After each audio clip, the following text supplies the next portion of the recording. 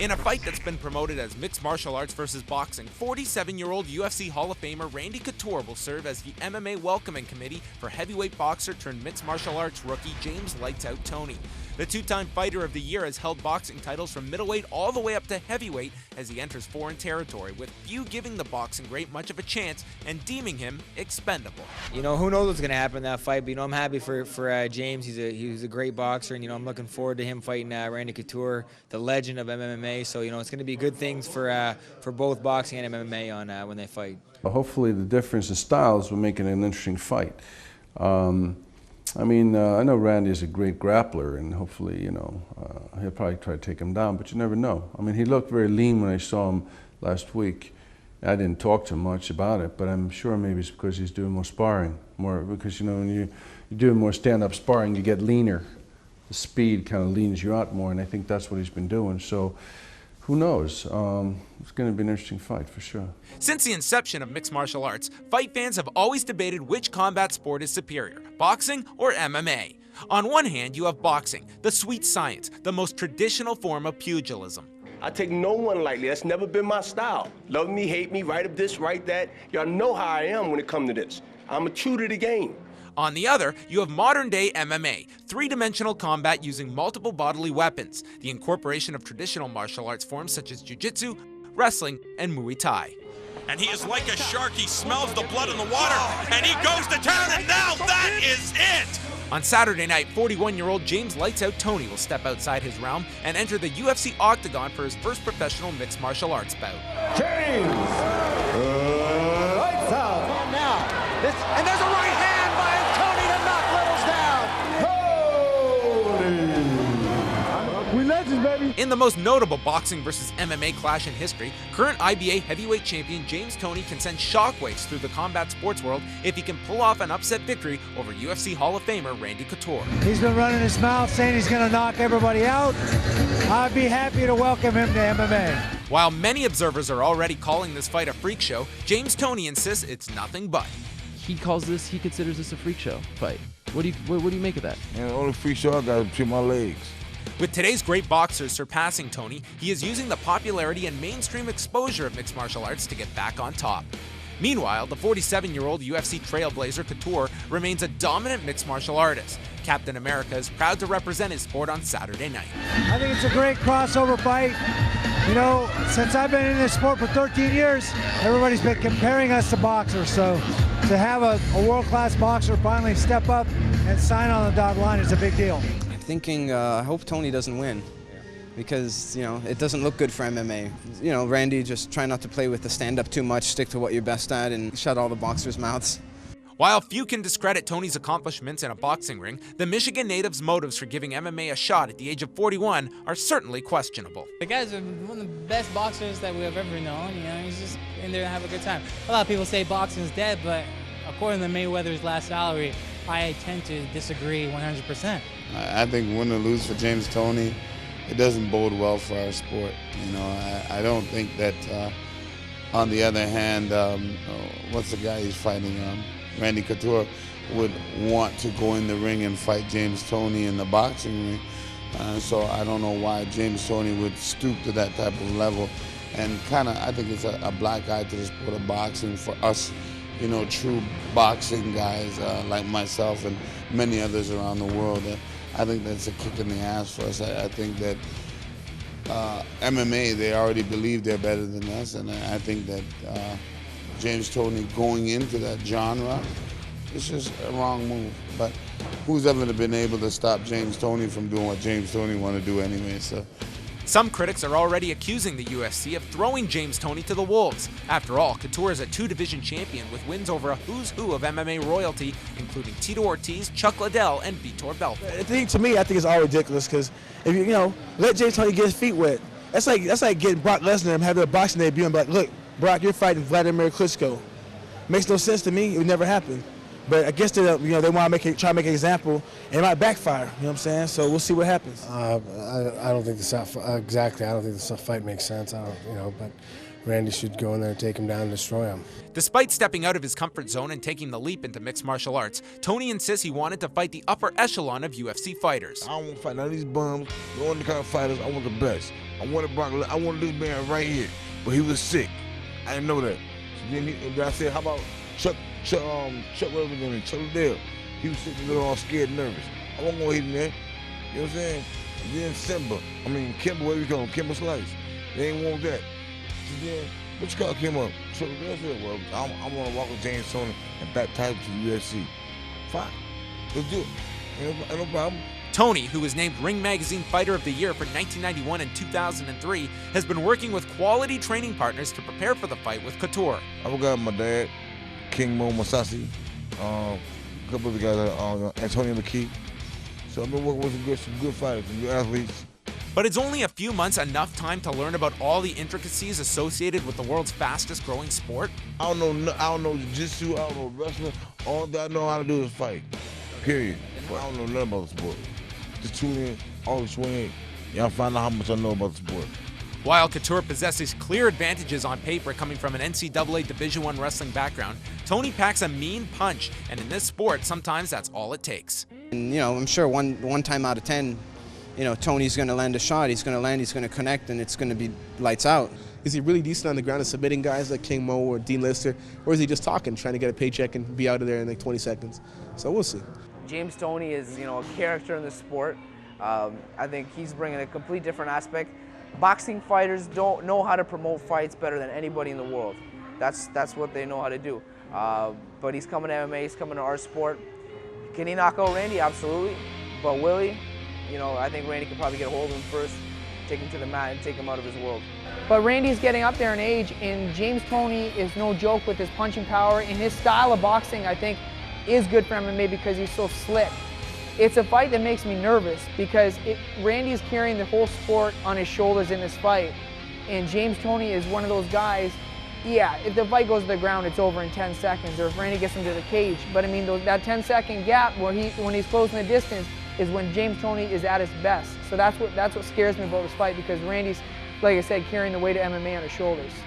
Obviously, my biggest nightmare is that he just gets clipped, because James Toney can hit hard. There's no doubt about it. He was a good, hard hitter in boxing, so he's a threat going in. And obviously, we've seen Randy has been knocked out before, so he's got to get inside. But once he gets inside, I just don't see how Toney's going to be able to deal with that. With expectations at an all-time high, the former Olympian Couture is staying grounded and remains fully aware of Toney's dangerous tools. It'd be stupid to stand in there and try to bang with a guy like that. He's a great striker.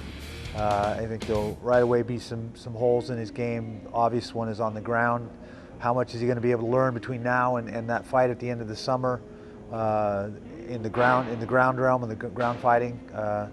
I think he'll stand at a pretty traditional boxing stance, which leaves him vulnerable to kicking and kneeing and a lot of things that a boxing stance is vulnerable to. So I mean, there are some things there that you can work with. What kind of conditioning, what kind of attitude is he going to have coming into this? Is he, as he talks, think he's just going to go out there and knock everybody out? I mean, that would be pretty silly to think that. So I'm hoping that he does his homework, that he learns as much as he can, and that this is a great fight. Toney insists it's nothing personal, just business when the cage door will close and the bell will ring inside Boston's TD Garden. I ain't got no animosity to it. Randy Couture, great fighter in the sport, but come August 20th, it's just total business. I'm gonna kick his ass.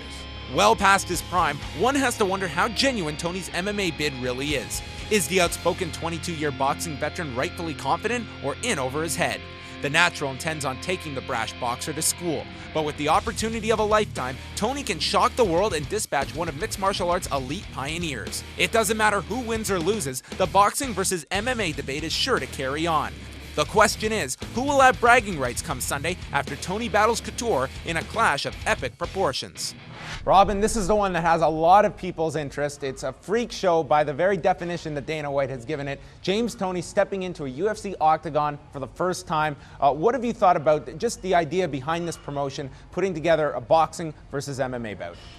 It's very interesting, and MMA fans are definitely watching this fight, and so are boxing fans.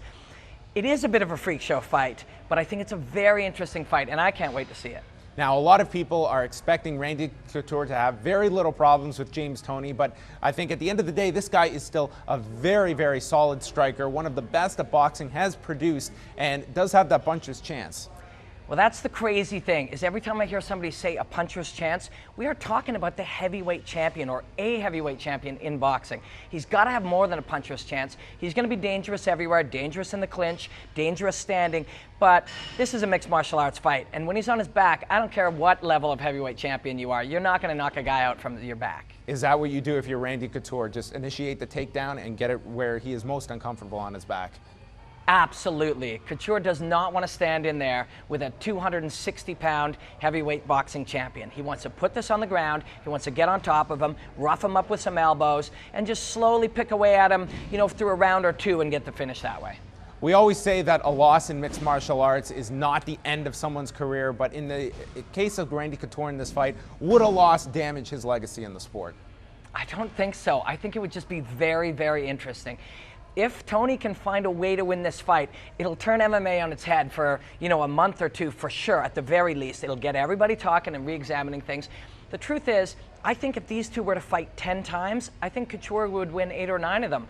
But, you know, Toney still has a chance. He can knock out Randy Couture, and if he does, watch for MMA to kind of spiral on the message boards and in the press. It's going to be crazy. Your pick for this fight, and will we see a broken trachea?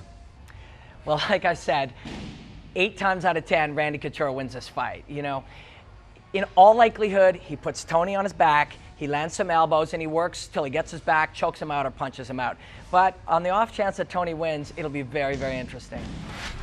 In one of the most eagerly anticipated lightweight fights of the year, Massachusetts' own Kenny Florian will look for another shot at the 155-pound crown against undefeated Gray the Bully Maynard, who is hoping for his first shot at a UFC championship. Following his UFC 101 loss to then-champion BJ Penn, Florian has submitted Clay Guida and Takanori Gomi heading into this fight, while Maynard has won his last 6 bouts via decision, including a victory over current champion Frank Edgar. I think the Gray Maynard Kenny Florian fight is really tough one. It all depends, I think, what game plan they each come out with. You've seen the last couple fights, Gray's came out and just tried to box with guys, and I think if he comes out just to box with Kenny, he's going to lose because Kenny's so good at picking guys apart and using footwork and his kicks and his Thai boxing incorporated with his jiu-jitsu. What I'm most impressed with Kenny Florian is obviously he's really utilizing his skill set. You know, he was a D1 soccer player. His ability to move and footwork and not just be a person who's just going to stand there is phenomenal. He is great at moving around, hitting, elbowing. You have to stop that. You got to get him pinned up against a cage. You got to smash him. You got to get him down on the ground, and you got to take away his mobility. That's the bottom line on that one. But I think if Gray takes him down, plays a smart game on the ground, controlling and being the bully that he is, I think that's the way he could win this fight. You know, I mean, unfortunately for Gray, I think Kenny's going to try to cut him. You know, Kenny does real well against guys that aren't very good wrestlers, and you know, you throw a big, strong, fast, explosive wrestler on him, he has a hard time with that. So then he kind of reverts back to his, you know, trying to cut you style of fighting, I guess. I think this is, you know, one of Gray's come-out fights. He's going to need. This is really like a #1 contenders fight, practically, and you know, I'm pulling for Gray, and I think Gray's going to come out on top here. Robin, in addition to the championship bout this Saturday night, a very entertaining lightweight bout, which likely will have title ramifications for the winner, Kenny Florian taking on the undefeated Gray Maynard. Love this fight. Absolutely love this fight. Kenny Florian is very dangerous. Stand up, he's got incredible Muay Thai, he's got brilliant Brazilian Jiu-Jitsu. And Maynard, on the other hand, is a great wrestler who's developed some great boxing. So the way they match up is very interesting. I think the thing that people are underestimating is Kenny Florian's strength in the wrestling department. And I think we're going to see that. Florian is going to try to keep this standing and work his up and down striking, his low kicks with his punching to the head.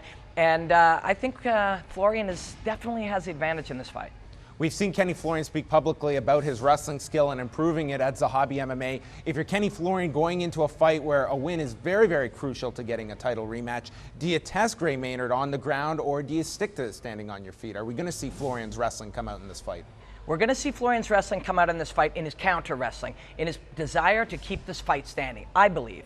If Florian can keep it standing and work his Muay Thai and circle around and pick Maynard apart for a couple of rounds, we're going to see Florian be able to win this fight.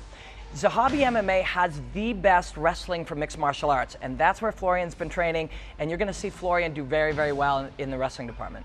Shifting focus over to Gray Maynard, here's a guy that I would imagine going into this fight a bit of a chip on his shoulder. He's undefeated on paper, holds a victory over the lightweight champion, and somewhat was shunned for the title opportunity earlier this year. It's true, and I love Gray Maynard. I love his wrestling. He's got fantastic boxing, but he has never fought anyone like Kenny Florian. Kenny Florian is in the upper echelon, and if Gray Maynard gets this win, he absolutely belongs there himself. Your pick, and does the winner receive an automatic title shot? It's hard to say. You know, the way the UFC works, it's tough to say if they get an automatic title shot. But I'm going with Kenny Florian to get this victory, either by decision or by KO. The Irish hand grenade 17-6 Marcus Davis will attempt to light up the UFC's debut in Boston when he collides with 12-5 Tough 5 winner Nathan Diaz, who just moved up to welterweight in his last fight. After back-to-back losses for Davis against Dan Hardy and Ben Saunders, Davis rebounded at UFC 113, knocking out Jonathan Goulet, and looks for his 10th victory inside the UFC this Saturday night. Robin, this is going to be Nathan Diaz's first official fight at 170 pounds. His last bout at UFC 111, Roy Markham came in at 177, and Diaz didn't seem to have any problems with the weight increase. Well, that's very, very interesting because Diaz is a smaller 170, and you know, muscularity-wise, he's more of a 155er. But he did fight the much, much bigger man and got the win. We look at Marcus Davis, who himself is not a gigantic welterweight. He's someone that always likes to go out there and stand and bang and put on the most entertaining bout. Do you expect more of the same here standing with Nate Diaz? Davis is powerful. He's not gigantic, but he's very, very powerful. And he's really well-rounded. He's actually got great counter wrestling. He's got great counter jiu-jitsu. And his striking is better than anyone Diaz has ever faced. So it's going to be an entertaining fight. I see most of it happening on the feet. Now, Robin, obviously in the jiu-jitsu department, Nathan Diaz clearly having the edge in this fight. Marcus Davis, though, has sought out the likes of George Gurgel and Dustin Hazel to prepare for that jiu-jitsu. Is that going to help him, or is he going to be more focused on just countering Diaz and keeping this standing? Well, I think the difficult part for Diaz is going to be getting him to the ground. Davis has really, really good takedown defense, and Diaz isn't known for using that outside shot. He's known more for going chest to chest and trying to work the clinch to get the takedown, and that's going to be very difficult to do against Davis. If it does go to the ground, Diaz has an advantage, but Davis is no slouch there either. I'm earmarking this one for fight of the night. Who is going to have their arm raised in Boston? I like Davis in this fight. I think he's going to find a way to win. He's going to be a little bit bigger, a little bit stronger, and I think it's going to come down to the takedown defense, and I think Davis is going to be preparing that, and he's going to light him up on the feet. The main card of UFC 118 will also feature middleweight action with the 12-2 Demian Maia, who would rather forget his last fight with Anderson Silva at UFC 112 and hopes to get back on the winning track against fellow Brazilian, the 10-1 Mario Miranda. The 31-year-old Miranda made his UFC debut this past March and enters this fight with a 1-1 record inside the UFC. Robin, if you're Demian Maia, I'm sure you have had nightmare after nightmare thinking about that Anderson Silva bout from Abu Dhabi. On Saturday night, a chance to extinguish all of those memories when he takes on Mario Miranda. Let's face it, this fight feels a little bit like a gift to Demian Maia. Maia is at the top of the division, and Miranda's just finding his way in the UFC. So it feels a little bit like, hey, Demian, get back on the winning track. But those fights can be very, very dangerous because there's a lot of pressure on Maia to win this fight. Do you think that that fight somewhat has tarnished Demian Maia to some fans associating him with that bout? Here's a guy that does hold a victory over Chael Sonnen. His ground game is one of the best in the middleweight division in the entire industry right now. And I think this fight, is going to remind people of Demian Maia being a top guy at 185. I think that is what's going to happen in this fight. I don't think fans turned on Maia after that fight. If anything, I think a lot of people felt bad for him because of the way Anderson Silva acted and how Maia showed heart to continue in that fight. I think in this fight, this is his opportunity to go back to doing what he does, take Miranda to the ground, submit him beautifully, and just move on. For Mario Miranda, he's a guy that does hold victories over the likes of Joe Videpo and Rick Story. For Miranda, what is his game plan going to be in this fight to counter Maia and his submission skills? Well, Miranda has never fought anyone like Demian Maia, so this is a big test for him. For a guy like that, if he can find a way to win, this catapults him near the top of the division very, very quickly. How does he do it? Tough to say. He's going to have to try to keep it standing. He does have 5 knockout wins, so if he can keep it standing and try to really hurt Maia on the feet, he could win this fight. Sounds like you are leaning towards a Demian Maia victory in this fight. How do you see him winning? I'm leaning heavily towards a Demian Maia victory in this fight, winning by submission probably in the first round. When we return, it's a look at the preliminary card bout set for Boston this weekend as the Fight Network's preview of UFC 118 continues. And the only freak show I got is between my legs.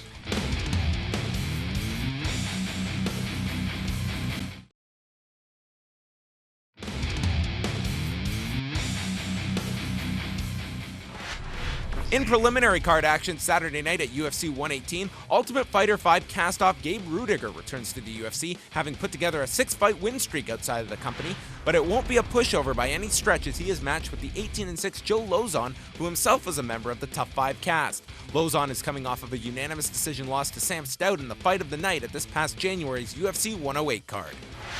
In another lightweight affair, 18-3-2 Nick Lentz, who hasn't lost a fight since March of 2007, will go for his third victory inside the UFC when he takes on Ultimate Fighter Season 9 finalist Andre Winner, who holds a record of 11-3-1 and has won his last 2 bouts. Both share a unanimous decision victory over Rafaelo Oliveira.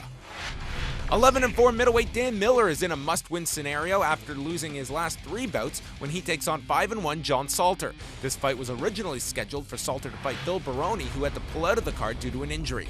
Miller has faced a murderer's row of 185-pound fighters, with his last 3 losses coming at the hands of Chael Sonnen, Damian Maia, and most recently Michael Bisping. Salter won his first UFC fight at UFC 113 this past May after a freak injury to opponent Jason McDonald ended the bout. In welterweight action, 5-1 British fighter Nick Osipchak will meet 7-1 Greg Soto. The 25-year-old Osipchak is coming off of his first loss of his career after a split decision loss to Rick Story at UFC 112 in Abu Dhabi. Soto is in a similar spot, looking to rebound from his first career loss, but in a different fashion, where he was disqualified in his UFC 111 fight with Matthew Riddle for throwing an illegal upkick. And UFC 118 is rounded out with another welterweight contest, with 11-1 Amilcar Alves making his UFC debut against the 12-3 Mike Pierce. Alves has fought all of his bouts in Brazil up until this fight and is a member of the highly regarded Nova União team. The last 4 fights for Pierce have gone the distance, with his last fight being a victory over Julio Paulino this past March. It's UFC 118 coming up this Saturday night from the TD Garden in Boston, Massachusetts. UFC Fan Expo will be associated with the whole event this coming weekend, so if you're in the Boston area, it should be an entertaining weekend of fights, and we hope you enjoy them. On behalf of everyone here at Extreme Couture Canada, the Fight Network crew, Robin Black, I'm John Pollock. Enjoy UFC 118 this Saturday night. Say something for in Canada, watch you, people like you in Canada. Thank you. To all my fans in Canada, just want to say thank you. Thanks for all the support. See, I go choke to fight that. Okay. Ready? Yeah. Go ahead. What should I say? What's up? Are you watching Fight Network? Keep it going. Regular. I would have been good with the bell. Keep going. Yeah, you've been good with the bell. Change the bell. What's up? What's up? This is BJ Penn, and you're watching the Fight Network. Don't change that channel before I choke you out.